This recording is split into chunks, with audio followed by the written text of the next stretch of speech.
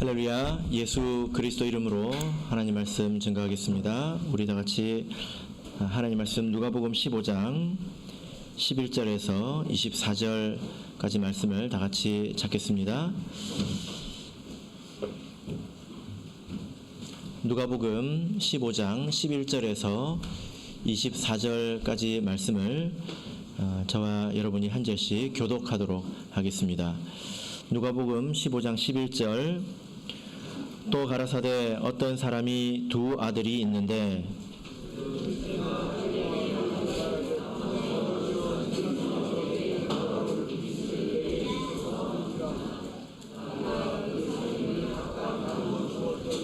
그 후 며칠이 못되어 둘째 아들이 재물을 다 모아가지고 먼 나라에 가 거기서 허랑방탕하여 그 재산을 허비하더니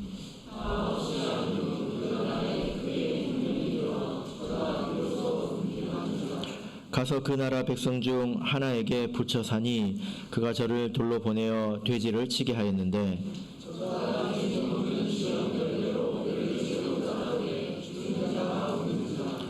이에 스스로 돌이켜 가로되 내 아버지에게는 양식이 풍족한 품꾼이 얼마나 많은고 나는 여기서 줄여 죽는구나.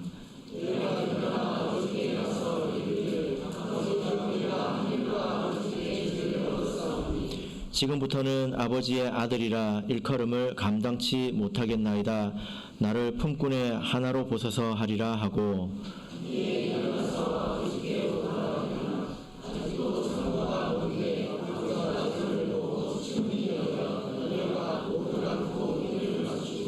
아들이 가로되 아버지여 내가 하늘과 아버지께 죄를 얻었사오니 지금부터는 아버지의 아들이라 일컬음을 감당치 못하겠나이다 하나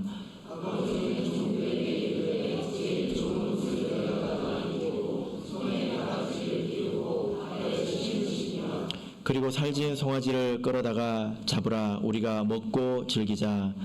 이 내 아들은 죽었다가 다시 살아났으며 내가 잃었다가 다시 얻었노라 하니 저희가 즐거워하더라. 아멘. 네, 오늘 이 시간은 자비로운 하늘 아버지라는 제목으로 하나님 말씀을 증거하겠습니다. 여러분께서는 아버지라고 하는 이 단어를 들으면 어떤 이미지가 떠오르십니까? 우리가 각기 다른 아버지가 있지 않습니까? 그래서 아마 각 사람들이 우리 아버지 그러면 떠오르는 그런 이미지가 조금씩 다를 것입니다. 그러나 우리는 또 다 같이 하나님 한 분 하나님의 또 자녀이지요. 하늘에 우리 아버지가 계십니다. 여러분은 이 하늘 아버지라고 하면 어떤 이미지가 떠오르십니까? 그런 이미지가 있으십니까? 우리가 구약 성경을 읽어보면 하나님께서 상당히 무서운 하나님으로 등장하는 것을 이제 보게 됩니다. 하나님 참 무섭죠. 그래서 자녀를 이렇게 혼내기도 하고 또 아주 무섭게 다루시는 것을 볼 수 있습니다. 그리고 뿐만이 아니라 이렇게 해라 저렇게 해라 이렇게 말씀을 굉장히 많이 하고 계시죠. 이제 그것을 율법이라고 이제 하고 있는데요. 구약 성경에 기록된 하나님을 우리가 보면 아주 무섭고 그리고 잔소리가 많은 그런 아버지 같은 그런 생각을 할 수 있지 않나 이렇게 생각이 됩니다. 여러분 어떻게 생각하십니까? 사실 우리 하나님은 그러기만 한 분은 아니거든요. 이제 그런 분만은 아닌데 왜 그렇게 구약 성경에는 이제 그런 하나님으로 주로 나타나셨을까? 우리가 한 가지 힌트를 발견할 수 있는데 우리 갈라디아서 4장 3절을 보겠습니다. 갈라디아서 4장 3절입니다. 갈라디아서 4장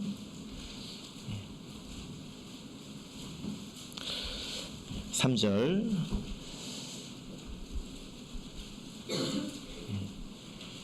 자, 우리 같이 읽겠습니다. 시작. 이와 같이 우리도 어렸을 때에 이 세상 초등 학문 아래 있어서 종노릇 하였더니. 자, 여러분 바울 사도가 갈라디아 교회 성도들에게 이렇게 말하고 있습니다. 우리도 어렸을 때에 이렇게 말하고 있죠. 이 말은 바울 사도가 내가 어렸을 때, 내가 사춘기였을 때, 그때를 이렇게 말하고 있는 것일까요? 그렇지 않죠. 그죠? 여기서 말하는 어렸을 때는 바로 구약 시대를 말합니다. 그리고 여기서 말하는 초등학문은 세상의 학문을 말하는 것이 아니라 구약의 율법을 말하는 것입니다. 이렇게 해라, 저렇게 해라 라는 그런 이제 조항들을 말하는 것입니다. 그 시절을 뭐라고 표현하고 있냐면 우리가 어렸을 때라고 이렇게 표현을 하고 있습니다. 이게 무슨 말일까요? 이스라엘 백성들이 전반적으로 그 신앙이 성숙하지 못했다는 것입니다. 그 신앙과 인격이 성숙하지 못해서 뭐가 나쁜지 또 뭐가 위험한지 이것을 잘 알지 못하고 천방지축이었다는 것입니다. 구약 성경을 보면 어떻게 이럴 수가 있나 이런 모습을 보게 되죠. 그죠?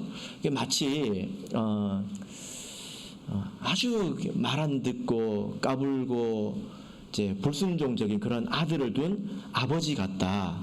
이런 생각이 듭니다. 요즘에 그래서 보면 그 아들 낳는 것보다 딸 낳는 걸 좋아하시더라고요. 왜 그렇죠? 예, 보통 아들을 키우기가 힘들지 않습니까? 막 신체적으로 활동적이니까 여기 가서 사고치고 저기 가서 자빠지고 깨져오고, 예, 그래서 아들 키우는데 도 비용이 많이 듭니다. 그죠? 예, 뭐가 위험한지 모르고 그러니까 자연스럽게 많아지는 게 뭡니까? 아들들? 네, 여기 아들들 많이 있죠. 자연스럽게 많아지는 게 뭐예요? 잔소리가 많아져요. 다 너희들 때문이야. 잔소리가 많아진단 말이에요. 그러니까 이렇게 하지 마라, 저렇게 하지 마라. 그게 어려서 그랬다는 것입니다. 그래서 하나님께서 이스라엘 백성에게 이 율법이라고 하는 몽학선생, 성경에서는 이제 몽학선생이라고 표현하고 있죠. 율법이라는 것을 그들에게 주시고 또 잘못하면 호되게 이렇게 훈육하는 것을 우리가 이렇게 볼 수 있는데요. 이스라엘 백성이 그 신앙과 인격, 그 내면이 성숙하지 못했고 무엇이 위험한지도 모르고 좋은 것도 모르고 그랬기 때문에 그렇다라는 것입니다. 그래서 그 이스라엘 백성의 모든 사람은 그렇지는 않지만 전반적으로 하나님을 생각할 때 하나님은 무서운 분이고 그리고 세상에 아버지 중에 이렇게 잔소리가 많은 아버지가 있나? 이렇게 생각을 할지도 모르겠습니다. 보통 아버지들은 잔소리가 별로 없죠. 그죠? 예, 근데 성경에 나타난 아버지를 한번 보세요. 얼마나 잔소리가 많은지 모르겠습니다. 그래서 이런 그 어린 시절을 보내다 보면 아버지가 어떻게 기억에 남을까요? 우리 아버지는 보통 분이 아니야. 무섭고 잔소리도 많고 이제 그렇게 생각할 수도 있겠다.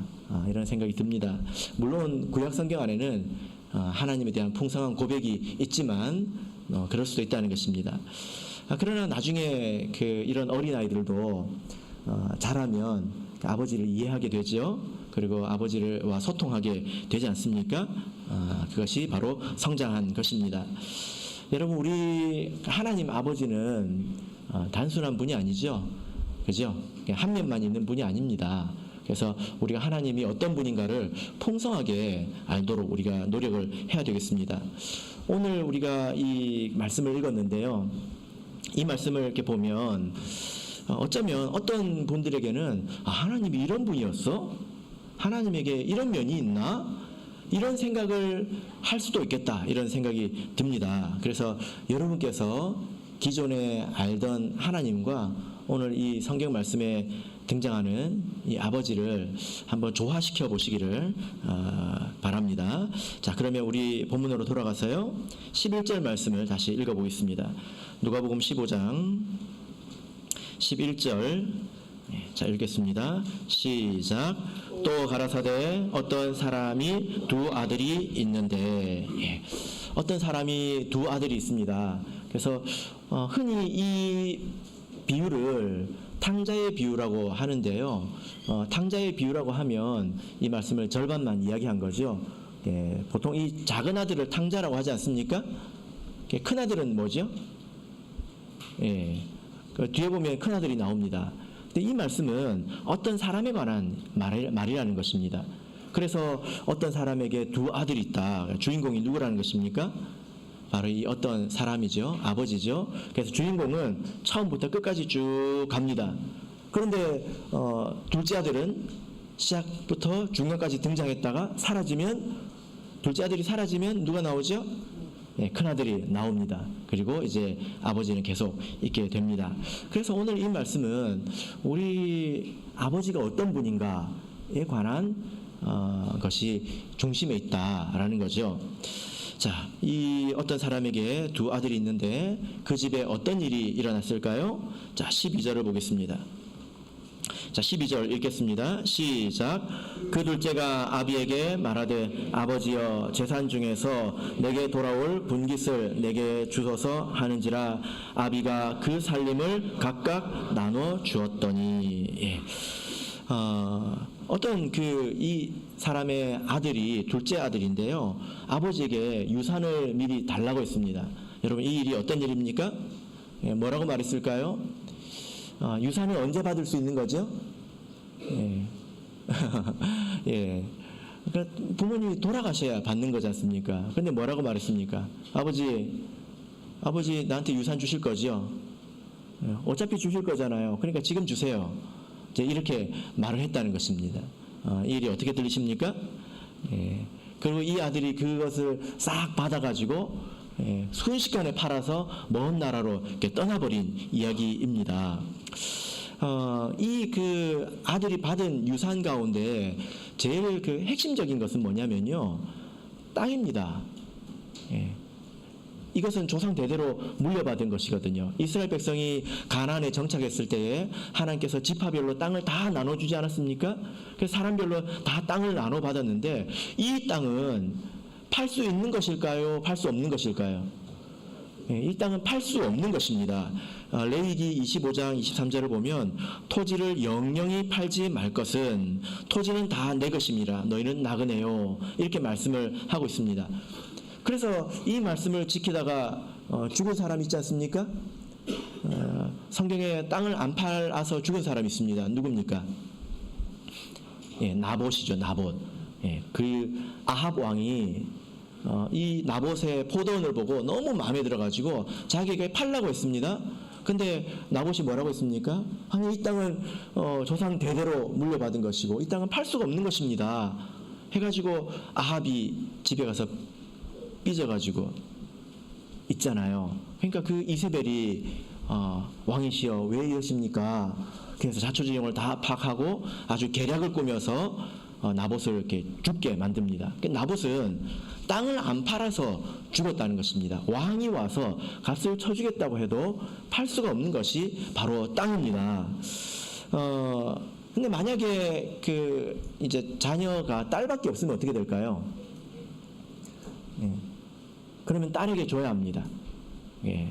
원래 아들 있으면 딸은 다른 아들 것을 가져가면 되죠. 결혼하면 되니까, 그죠?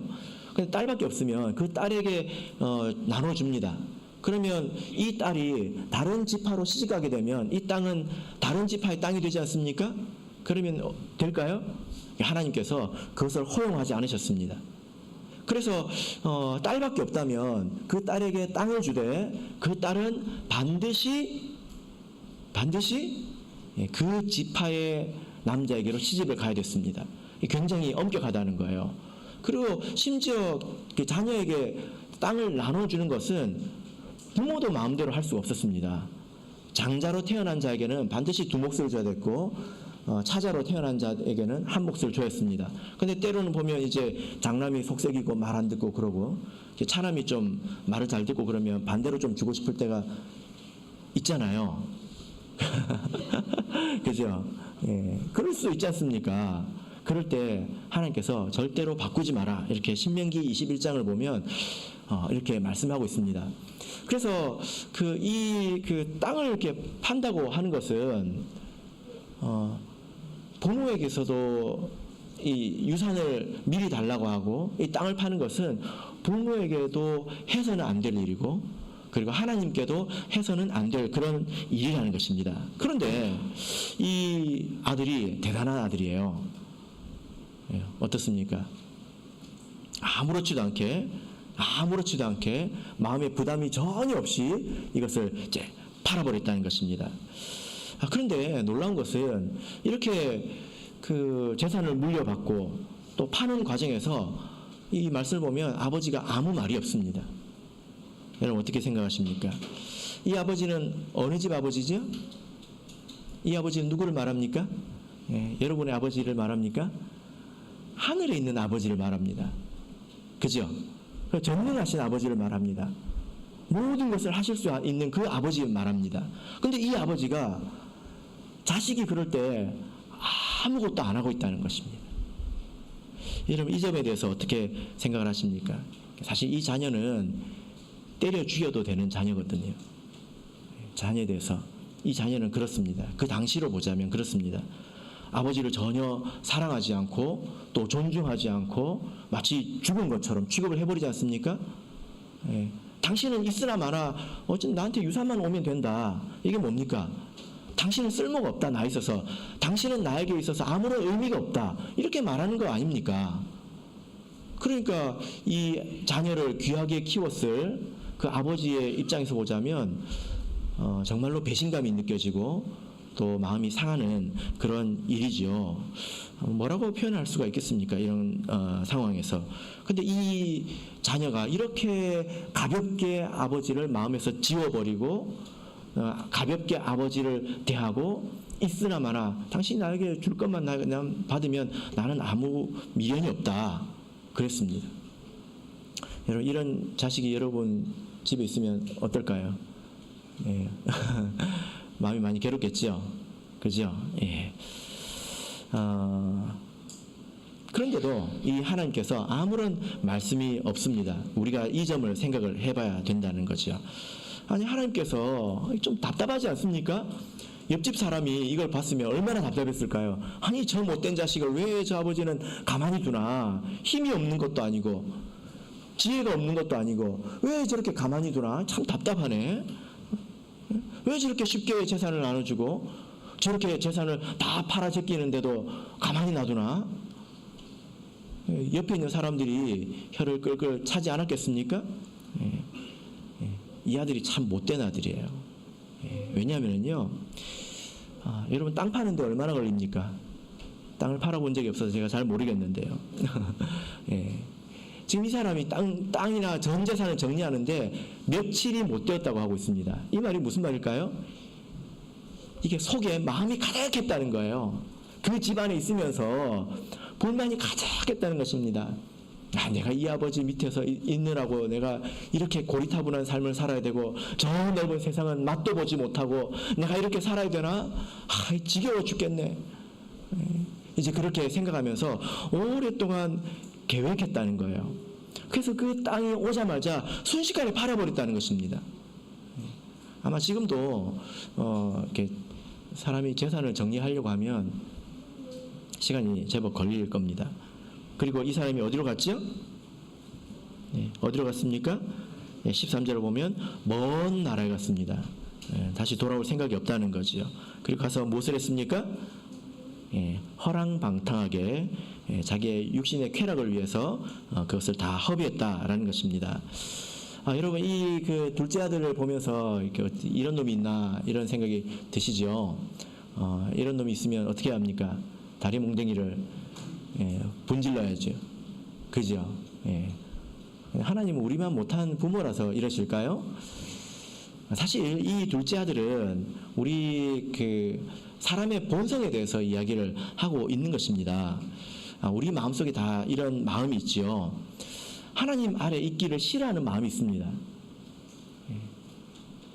교회 와가지고 사람 만나고 하는 건 좋은데 하나님 말씀을 듣고 그 하나님께서 내 삶에 간섭하고 이래라 저래라 하는 것을 듣기 싫어하는 마음이 각 사람에게 있다고요. 자기가 자기 삶의 주인이 되고 싶어하고 내 마음대로 하고 싶어하고 이런 마음들이 각 사람에게 마음이 있습니다. 어린 애들도 다 있잖아요. 그죠? 어린 애들은 철이 없어서 그걸 다 사람들에게 드러내고 사는 것이고 어른들은 적당히 가리고 사는 것입니다. 각 사람의 마음에 이게 다 있습니다. 그래서 이게 이제 어떤 면을 보면 되냐면 사람들이 일을 할 때요, 일을 하는 속도가 다릅니다. 자기를 위해서 자기가 하고 싶은 일을 할 때는 엄청 빠르고 열심히 하는데요, 그렇지 않은 일은 이제 군뱅이처럼 하죠. 이게 사람의 본성에 그런 마음이 있기 때문입니다. 자기가 주장하고 싶고 간섭받기 싫고 그런 것입니다. 그런 마음이 있죠. 그래서 우리가 이런 마음을 잘 다스리면서 살아야 합니다. 그런데 이 탕자는 그런 마음을 잘 다스리지 못해서 이 아버지를 이렇게 떠나버리고 말았죠. 그래서 그 삶의 결과가 어떻게 되었을까요? 자, 14절에서 16절 보겠습니다. 자, 14절에서 16절 읽겠습니다. 시작. 다 없이 한 후 그 나라에 크게 흉년이 들어 저가 비로소 궁핍한지라 가서 그 나라 백성 중 하나에게 붙여 사니 그가 저를 들로 보내어 돼지를 치게 하였는데 저가 돼지 먹는 쥐엄 열매로 배를 채우고자 하되 주는 자가 없는지라. 이 둘째 아들이 재산을 다 허비했습니다. 근데 때마침 무엇이었습니까? 흉년이 왔습니다. 불경기가 왔다는 거예요. 이것은 죽으라는 것입니다. 그래서 이 사람이 결국 형편이 궁핍한지라 라고 이 말씀이 되어 있는데 그 사람의 형편이 매우 어렵게 되었다는 것입니다. 삶에 여러 가지 어려움이 찾아왔다는 거죠. 이 어려움은 아버지 아래 있으면 겪지 않아도 되는 그런 어려움이지 않습니까?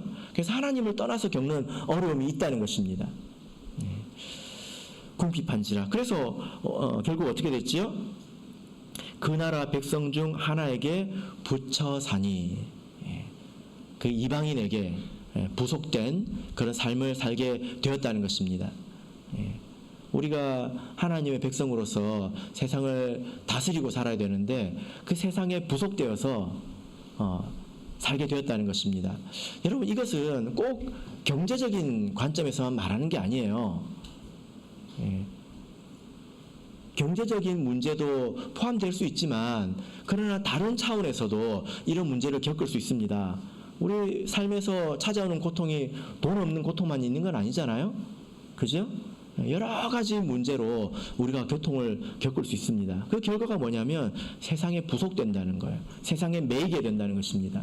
그래서 자기의 이제 본래 해야 되는 것을 더욱더 하지 못하게 되지요. 그래서 이 사람이 결국 갖는 직업이 뭐가 됩니까? 돼지를 치는 사람이 되고 말았습니다. 돼지는 성경에서 부정한 짐승입니다. 쓸데가 없는 동물이죠. 그 부정한 짐승을 치는 사람이 됐다는 것입니다. 얼마나 이것이 비참한 것입니까?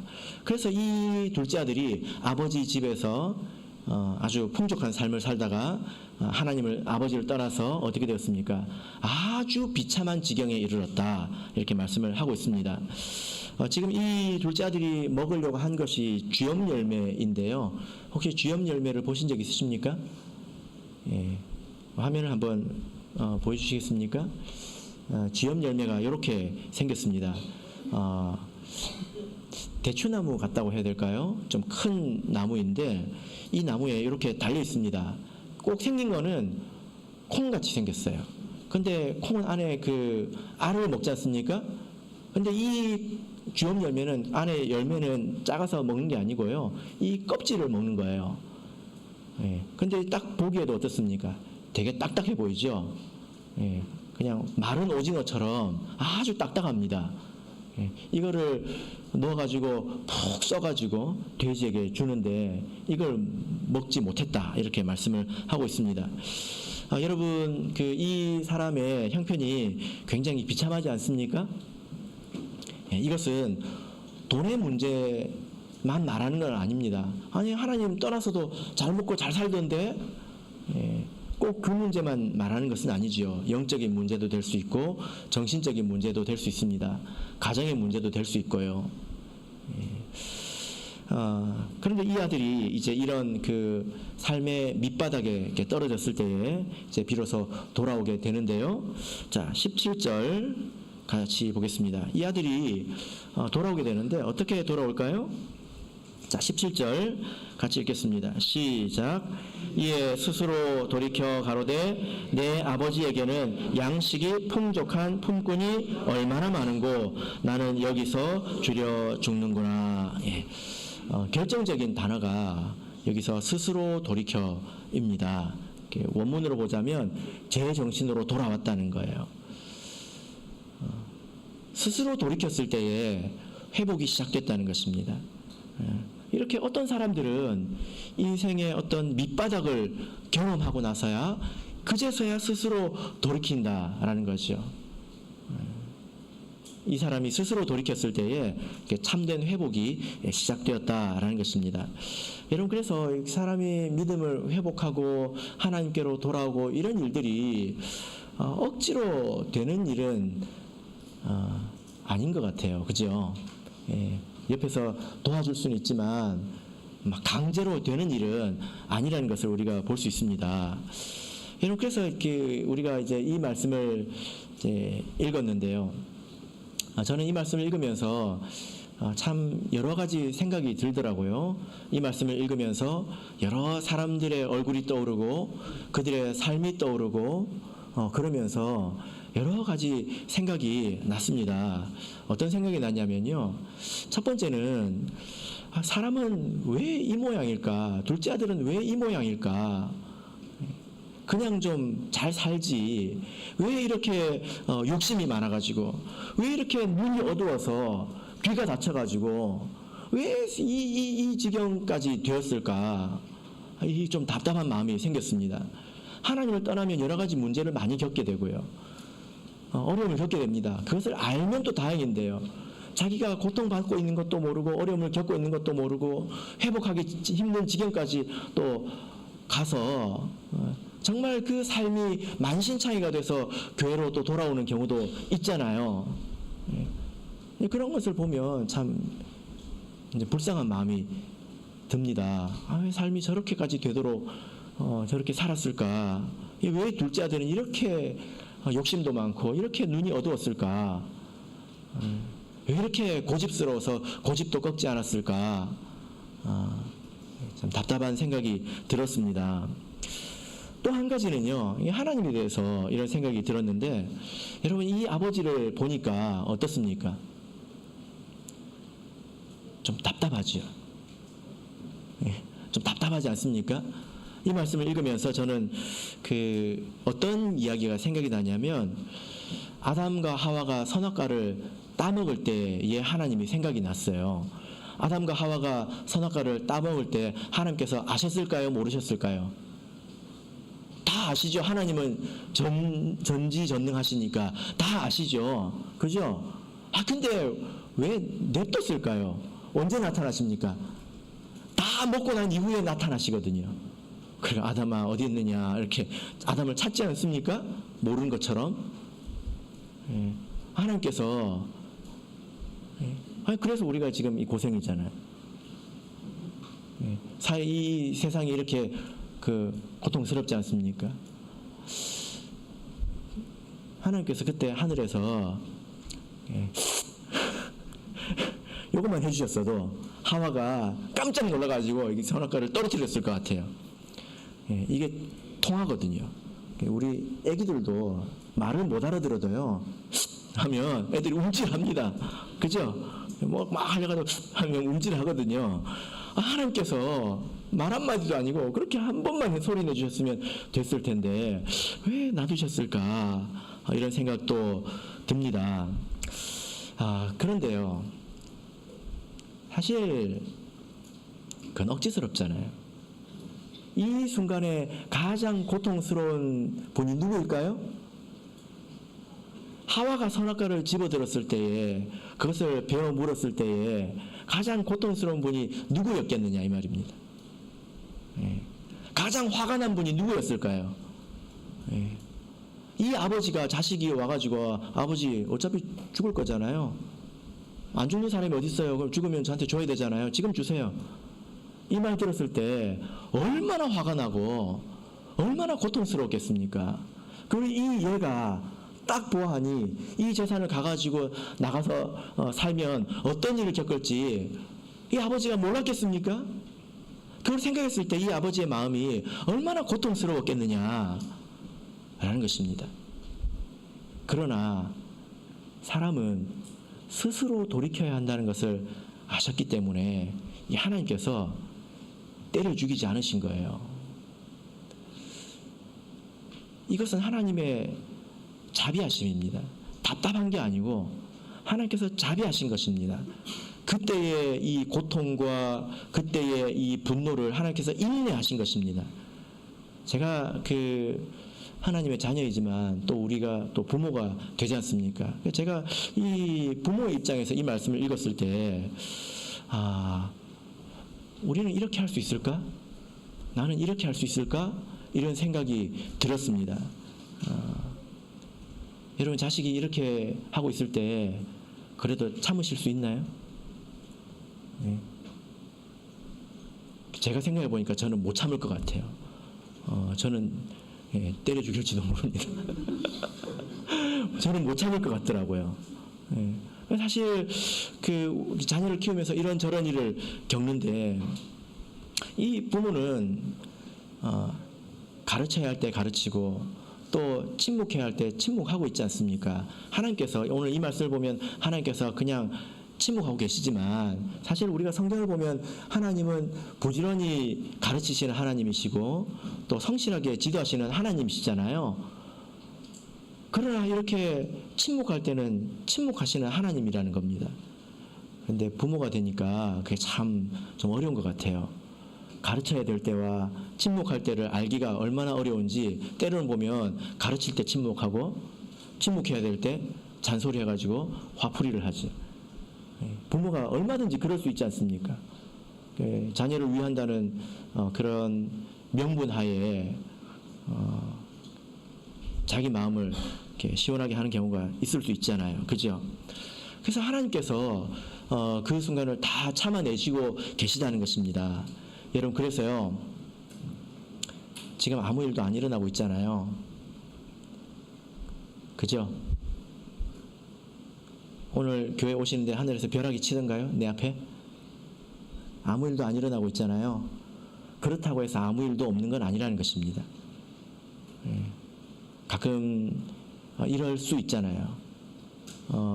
이제 엄마 아빠가 화가 나가지고 참고 있는데, 자녀들이 집에서 뭐 별일이 없네, 우리 어머니 아버지가 회초리를 들지도 않고 별일이 없네 하고 이제 천방지축으로 아무 일도 없다는 듯이 막 돌아다니면 어떻습니까?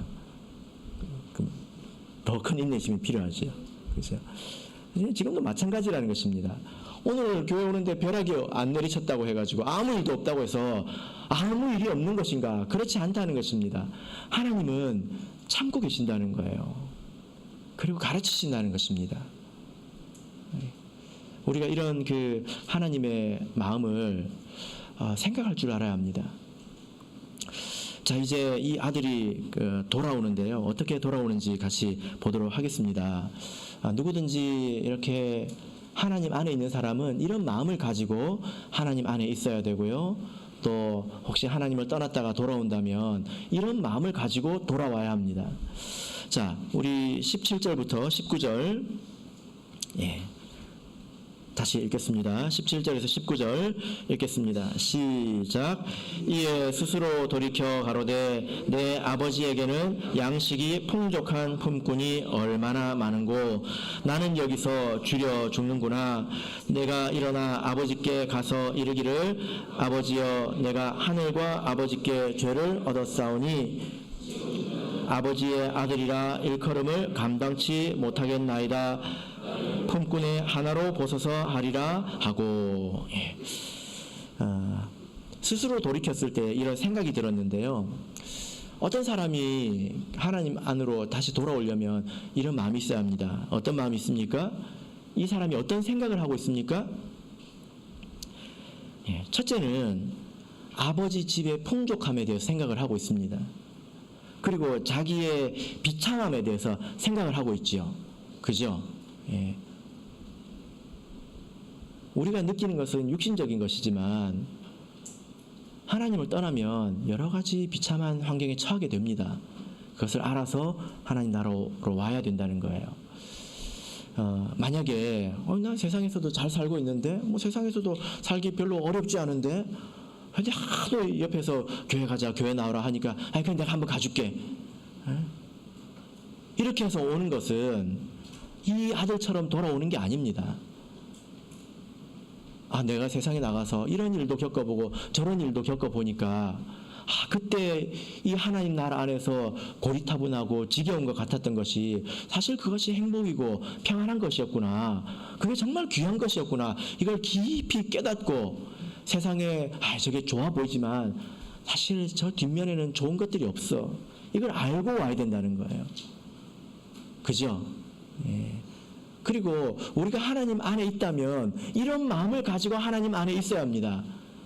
여러분, 이 탕자가 유산을 받기 전에 아버지 집 안에 있었잖아요. 그렇게 있으면 괜찮습니까? 아이고 지겨워 죽겠네. 우리 아버지 맨날 했던 말 또 하고 저렇게 잔소리 많은 아버지 내가 처음 보네. 아유 지겨워라. 이 넓은 세상 내가 재미도 못 보고 아우 지겨워라 하면서 그 집 안에 있으면 그게 집 안에 있는 것입니까? 아니잖아요. 그죠? 예. 우리가 다 이런 마음이 있어야 된다는 것입니다. 이것이 평안한 것입니다. 하나님 안에서 하나님 말씀을 듣는 것이 사실은 제일 좋습니다. 그리고 이 아들이 또 어떤 마음이 있습니까? 나는 여기서 줄여 죽는구나 하면서 내가 일어나 아버지께 가서 이르기를 아버지여 내가 하늘과 아버지께 죄를 얻었사오니 이렇게 말하고 있습니다. 내가 하늘과 아버지께 죄를 범했다. 그러니까 이게 무슨 말이냐면 지금까지 내가 한 일이 어떤 의미인지를 깨달았다는 것입니다. 옛날에는 못 깨달았어요. 아니 아버지 돌아가시면 그 재산 어차피 나한테 줄 거잖아요. 그죠? 근데 지금부터 아버지가 더 버는 돈에 대해서는 나는 받을 생각이 없으니까 어차피 줄 거 지금 주세요.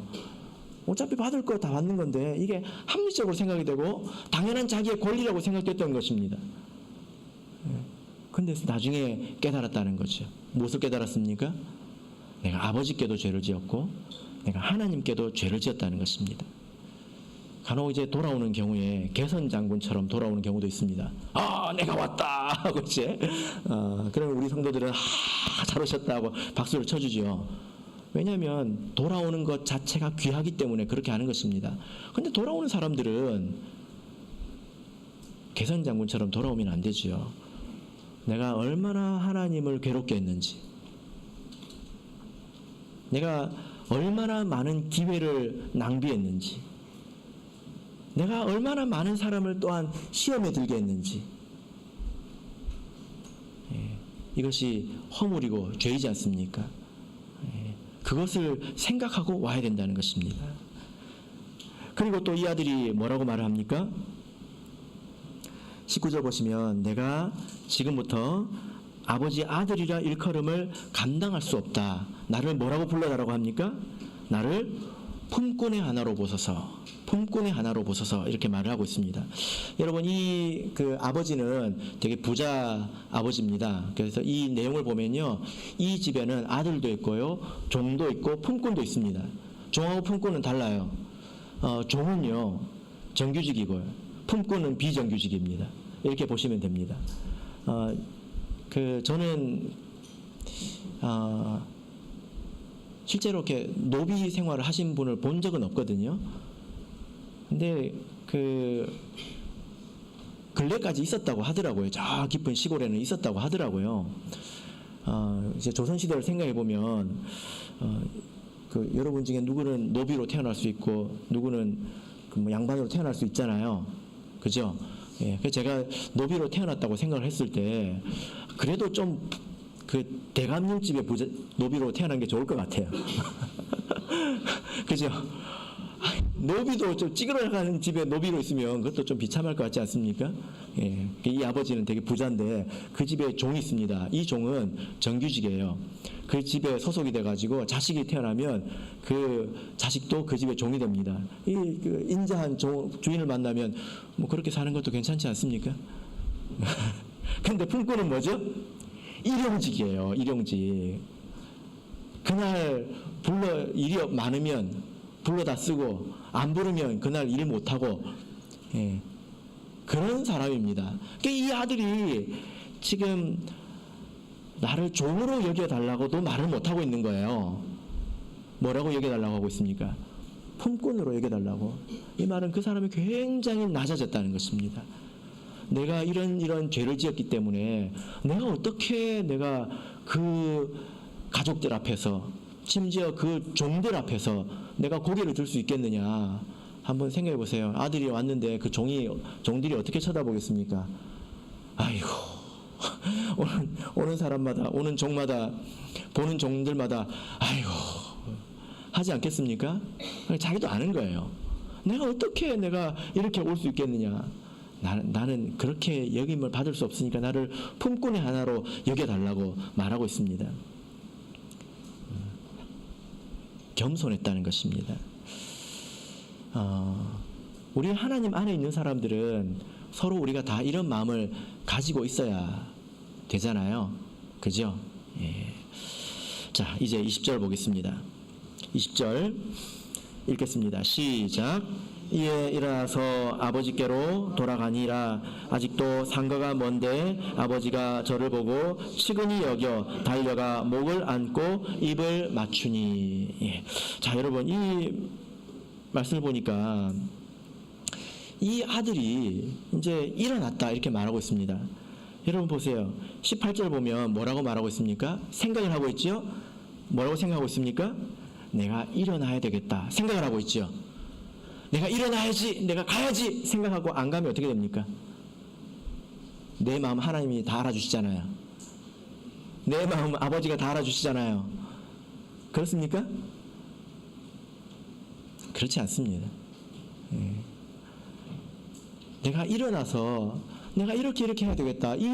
지금 이 아들이 이 땅바닥에서, 이 밑바닥에서 깨달은 깨달음이 얼마나 합당합니까? 얼마나 귀한 생각입니까? 그러나 생각만 하는 것은 아무 의미 없다는 것입니다. 예, 어떻게 해야 합니까? 내가 일어나야 되겠다 했으면 일어나야 된다는 거예요. 그래서 아버지께로 오지 않았습니까? 행동하지 않으면 굶어 죽는 것은 똑같다는 것입니다. 우리가 신앙생활 할 때 조심해야 될 것이 이것인데요. 지난주에 우리 그 부산교회 그 연총 그 회장님께서 다녀가셨습니다. 조명양 목사님께서 제 1박 2일 부산에서 이제 지내고 이제 다녀가셨는데, 이제 그분의 이야기를 이렇게 제가 들었는데요. 젊은 시절에 설교를 하면 그렇게 사람들이 자기한테 와서 감동받았다고 이야기를 하더래요. 그렇게 은혜 받았다고 이야기를 하더래요. 나중에 그게 아무짝에 쓸모없다는 것을 알았답니다. 감동은 쓸모가 없대요. 행동이 쓸모가 있대요. 감동이 아니라 행동이어야 된다는 것입니다. 아무리 감동받았다고 해도 삶의 변화가 없고 실천하는 것이 아무것도 없으면 머리만 커지는 거죠. 그죠? 이 아들이 일어나야지, 내가 이렇게 말해야지 해서 한번 보십시오. 자기가 생각한 것을 다 하고 있습니다. 일어나서 가서 아버지께 내가 말해야 되겠다. 자기가 생각한 것을 그대로 말하고 있습니다. 이때 아버지의 모습이 어떻습니까? 그 아들을 측은히 여기죠. 그죠? 이것이 우리가 믿는 아버지입니다. 그 아들을 측은히 여기고 그 아들이 올 때에 그 아들에게 달려갑니다. 우리 하나님은 달려가시는 하나님이지요. 누구에게로? 돌아오는 자에게로 달려가시는 그런 하나님이십니다. 성경을 보면 달려가는 일들이 많지 않거든요. 그리고 어떻게 합니까? 아마 이 아들의 옷에는 돼지똥이 묻었을 거예요. 돼지를 키우면서 돼지똥이 안 묻을 수 없습니다. 그를 안아줍니다. 여러분은 그렇게 할 수 있겠습니까? 옷에 돼지똥이 막 묻어 있는데 안아줄 수 있겠습니까? 그걸 입에다가 뽀뽀를 합니다. 그 입이 어떤 입입니까? 돼지 죽 먹던 입이거든요. 그 입에 뽀뽀를 할 수 있겠습니까? 근데 아버지가 이렇게 한다는 것입니다. 오늘 본문에서 특별한 것은 이 아버지가 이 둘째 아들한테 처음부터 끝까지 아무 말도 안 하고 있다는 것입니다.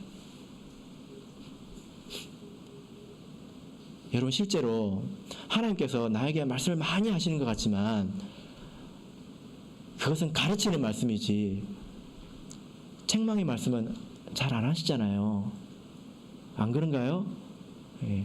그래서 제가 이렇게 말씀을 드립니다. 아무 일이 없다고 해서 아무 일이 없는 게 아니라는 것입니다. 하나님께서 항상 이렇게 일정하게 말씀을 가르쳐 준다고 해서 아무 일이 없는 게 아니라는 것입니다. 그냥 이렇게 살아도 되냐? 그렇지 않다는 거예요. 우리가 이제 성숙한 자녀가 되려면 하나님의 마음을 좀 헤아려야 되지 않겠습니까? 나는 지금 어디에 있습니까? 이 이야기 속에서 나는 지금 어디쯤에 있냐라는 것입니다. 고집도 좀 꺾고 욕심도 좀 버리고 하나님 보시기에 기쁜 일들을 우리가 좀 해야 되지 않겠는가.